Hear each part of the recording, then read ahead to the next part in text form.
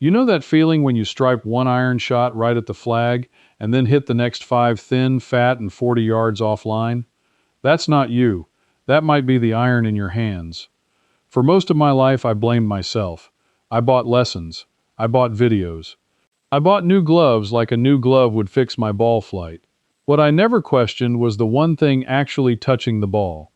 I'm going to tell you something today that took me almost 30 years and thousands of wasted dollars to learn. The right game improvement iron can hide your worst swing. Not fix it, hide it. And in 2026, that gap between the right iron and the wrong one is wider than it has ever been. I found this out the hard way, standing on a muddy range in the rain, watching a friend half my athlete's build outdrive and outflag me with clubs he paid almost nothing for. Before we're done, I'm going to hand you a secret that goes back to an engineer named Karsten Solheim, and a garage in 1959, and a lawsuit from the 1980s that most golfers have never heard of. It's still legal, it still works, and it can put spin and stopping power in your hands for a fraction of what the shiny new stuff costs. This works whether you're a fresh beginner or a frustrated golfer who's been stuck at the same handicap for a decade. Let me start where my mistakes started. For years, I believed the story that better golf came from better swings, and better swings came from more practice, and that was the whole equation. So I practiced. I beat balls until my hands blistered, and I stayed exactly the same. A 22 handicap in my 30s. A 21 handicap in my 40s. I told myself I just wasn't talented. Here's the part nobody told me. The irons I was playing were what people in the shops quietly call players' irons. Thin blades, small heads, beautiful to look at, brutal to hit. Those clubs are built for golfers who strike the ball in the exact center of the face almost every time. Miss by even a little, and the ball dies. Low, short, offline. I was punishing myself with equipment designed for professionals, and then blaming my swing for the results.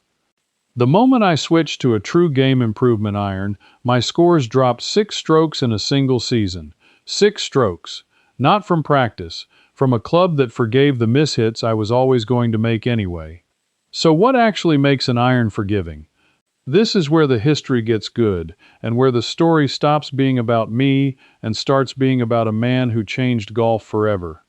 Back in 1959, an engineer named Karsten Solheim was working at General Electric. He was a mechanical engineer, not a golf pro. He picked up the game late, in his 40s, and he was frustrated with his putter. So he did what engineers do. He went into his garage in Redwood City, California, and he built his own. When he tapped the head, it made a pinging sound. He called his company Ping. But the putter was just the beginning. Solheim looked at the irons everyone was using, those thin forged blades, and he asked a question nobody in the golf establishment wanted to ask. Why is all the weight in the middle of the club, right where it does the least good? He figured out that if you took the metal from behind the center and moved it out to the edges, out to the perimeter of the head, you'd create something remarkable. You'd make the club resist twisting on off-center hits. That idea is called perimeter weighting. And around 1969, Solheim began building irons with a hollowed-out back, a cavity, with the weight pushed to the toe and the heel. When you hit one of those irons off the toe, it didn't twist and spray the ball into the trees. It stayed relatively stable. The ball still went reasonably straight and reasonably far. Now think about what that means for a golfer like me, and probably like you. I don't miss the center of the face because I'm careless. I miss it because I'm human, and because I don't hit 500 balls a day. Solheim built a club for humans, for the rest of us. And the golf world at first laughed at him. The purists called his irons ugly, shovels, cheater clubs. They stopped laughing when players started winning with them. But here's the tension I want you to sit with.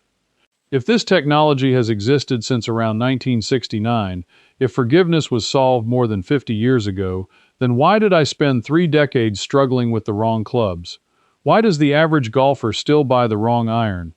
The answer to that has nothing to do with engineering, and everything to do with what happens after the engineering is done. We'll get there.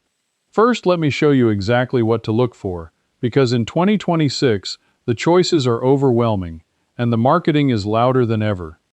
The first thing your eye should go to is the back of the club. Turn any iron over. If the back is a smooth, flat slab of metal, that's a blade or a muscle back, and unless you're a low, single-digit player, put it down. Walk away. What you want is a cavity back, a hollow, or a wide pocket carved into the rear of the head. That hollow is Solheim's 50-year-old idea, still doing its job. The more metal pushed to the outer edges, the more the club forgives your misses. The second thing to check is the sole.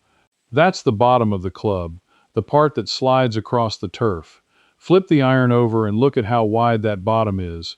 A player's iron has a thin, narrow sole, and it digs into the ground like a knife. If you hit even slightly behind the ball, that thin sole buries itself in the dirt and your shot goes nowhere. A game improvement iron has a wide sole, sometimes with the leading edge rounded and lifted. That wide sole bounces off the turf instead of digging in. It skims, it glances. It saves the fat shots that used to embarrass me in front of my buddies. I remember the first round with a wide sole iron. I hit one heavy, caught it a full inch behind the ball, the kind of strike that used to travel maybe 60 yards and jar my wrists.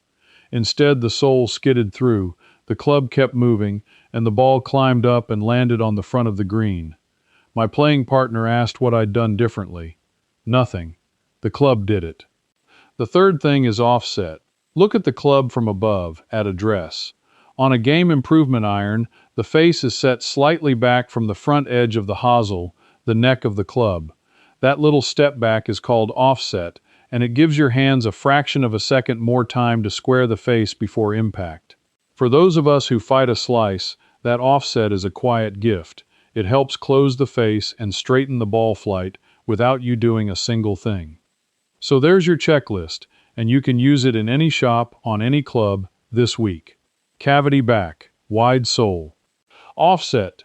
Those three things separate a forgiving iron from a punishing one, and they cost you nothing to look for. But here's where it gets frustrating, because if the answer is that simple, somebody has been working very hard to make sure you don't keep it simple. And that's the part of this story that made me angry once I finally understood it. Let me tell you what happens when you walk into a big golf retailer in 2026. You get led toward the wall of the newest releases. Bright boxes, aggressive names. Every single year a new lineup, and every single year the same promise. More distance, more forgiveness, more speed. The salesman tells you last year's model is old news. The number on the club, the loft, has been jacked stronger so the ball flies farther, and they show you a launch monitor number that makes your eyes light up. I fell for it, again and again. I bought the new set almost every other year, convinced that the extra 5 yards on my 7-iron was the thing standing between me and a better score. I spent, and I'm not exaggerating, well over $8,000 on irons across my playing life. $8,000 chasing a number. Here's the dirty secret of that jacked-up loft trick. When they make your 7-iron have the loft of what used to be a 6-iron, yes, the ball flies farther, but it also flies lower, and it lands harder, and it doesn't stop on the green. And now there's a giant gap at the bottom of your bag, so they sell you extra wedges to fill it. You didn't gain distance. They just moved the numbers around and printed a bigger one on the sole to make you feel powerful. It's a magic trick. The distance was always available. They just relabeled the club. That's the industry that grew up around Solheim's honest idea. He solved forgiveness once, more than 50 years ago, but you can't sell a solved problem every single year. So the marketing machine turned a one-time fix into a subscription you never signed up for, where you feel obligated to upgrade constantly or fall behind. I'm telling you right now, you do not need to buy new irons every year. You may not need to buy new irons at all. And in a few minutes I'll prove that with a piece of golf history so specific and so buried that most people who've played for 40 years have never heard of it. But before that, I need to talk to the person watching this who's thinking, this is all fine for people with money and a proper swing, but I'm just getting started, or I'm older, or my back's not what it was, and I can't just go rebuild my game from scratch. This next part is for you especially, because the single most powerful improvement I ever made cost me almost nothing, required no new swing, and works in whatever body and whatever budget you have right now. It's called checking your lie angle, and almost nobody does it. The lie angle is the angle between the shaft and the ground when the club is resting in its natural position. Here's why it matters more than any brand name on the club. If the toe of the iron is sticking up in the air at impact because the club is too upright for you, the face points left and you pull the ball. If the toe is digging down because the club is too flat for you, the face points right and you push it. You can have a perfect swing and a beautiful, expensive iron, and if the lie angle is wrong for your height and your posture, that ball is going sideways every single time. And you'll blame yourself. I blamed myself for years. Think about that for a second. You've been standing on the range, blaming your hands, when the truth was sitting in your garage the whole time and in a used bin nobody bothered to open. That's exactly why I put everything I learned the hard way into a set of guides called the Complete Senior Distance System, delivered straight to your email so you can read it tonight. It walks you through why you lost 15 to 30 yards after 55, the loft-jacking scandal that tricks senior buyers, honest rankings of the 5 forgiving irons that actually deliver, and a step-by-step bag decision framework so you can walk into any fitting with complete clarity instead of getting sold to. Here's a free test you can run this very night, no purchase needed. Take that strip of tape, check whether your 7-iron's loft matches what the sole says it is against an older set, and watch the loft-jacking trick reveal itself right in front of you. The fastest way to get the books is to scan the QR code right there on your screen, or go to the link in the description or the pinned comment. And remember, the yards you're bleeding right now are costing you every single round you play, so there's no reason to wait to stop the bleeding. Do that, adjust the clubs you already own, and here's what happens next. Here's how you test it, and this is the already in your life part. You do not need a fitting studio.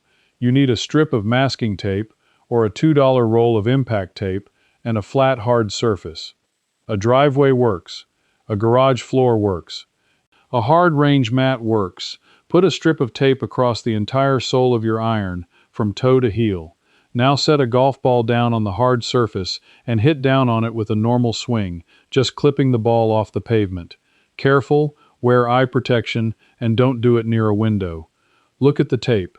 If the mark, the scuff where the club struck the ground, is toward the toe end, your club is too flat for you and it needs bending upright. If the scuff is toward the heel end, your club is too upright and it needs bending flatter. If it's right in the center, congratulations, your lie angle fits, and you just saved yourself a fitting fee.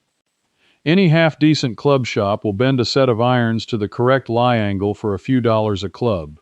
A few dollars.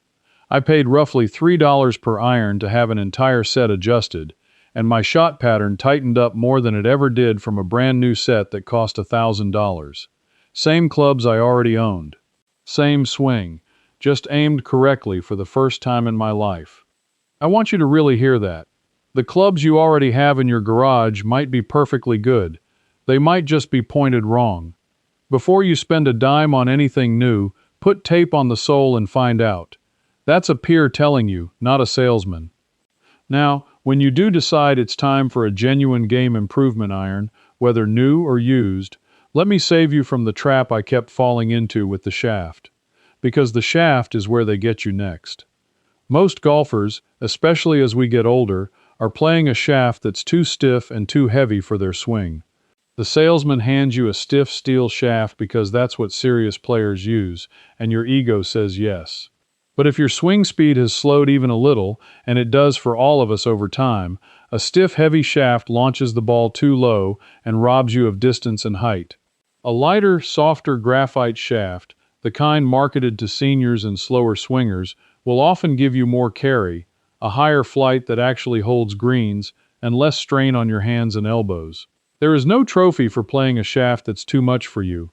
There's only a worse score and a sore body. So swallow the pride.